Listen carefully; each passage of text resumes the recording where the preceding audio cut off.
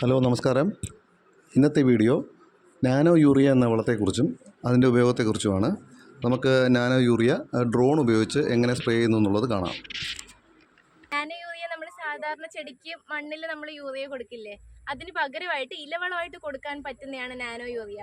ഇതിന്റെ പ്രത്യേകത എന്ന് പറഞ്ഞാൽ നമ്മൾ സാധാരണ ചാക്ക് കണക്കിനാണ് കൊണ്ടുവന്ന് മണ്ണിലാണ് കൊടുക്കുന്നത്. നമ്മൾ മണ്ണിൽ കൊടുക്കുമ്പോൾ കുറേ വേസ്റ്റേജ് അവിടെയും സംഭവിക്കുന്നുണ്ട്. അപ്പോൾ അതിൽ നിന്നൊരു ഭാഗമാണ് നമ്മുടെ ചെടി വലിച്ചെടുക്കുന്നത്. പക്ഷെ നാനോ യൂറിയ നമുക്ക് വളരെ ചെറിയ ക്വാണ്ടിറ്റി മതി, 2 മുതൽ 4 മില്ലി 1 ലിറ്റർ വെള്ളത്തിൽ എന്ന നിരക്കിൽ.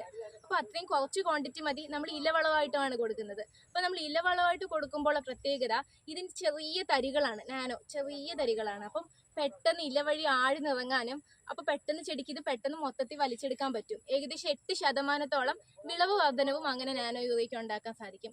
അതാണ് ഇതിൻ്റെ പ്രത്യേകത. സാധാരണ ഒരു ചെടിക്ക് 2 തവണയാണ് കൊടുക്കുന്നത്. ആദ്യം ഇപ്പോൾ പച്ചക്കറിയൊക്കെ ആണെങ്കിൽ മുളച്ച് കഴിഞ്ഞൊരു 30-35 ദിവസത്തിന് ശേഷം ആദ്യത്തെ പ്രയോഗം, അത് കഴിഞ്ഞ് പൂക്കുന്നതിന് തൊട്ട് മുന്നേ ആയിട്ട് രണ്ടാമത്തെ പ്രയോഗം. ഇതിപ്പോൾ നമുക്ക് കതിര് വരുന്നതിന് തൊട്ട് മുന്നേ ആയിട്ട് നമുക്ക് നാനോ യൂറിയ കൊടുക്കാം നെല്ലിനാണെങ്കിലും.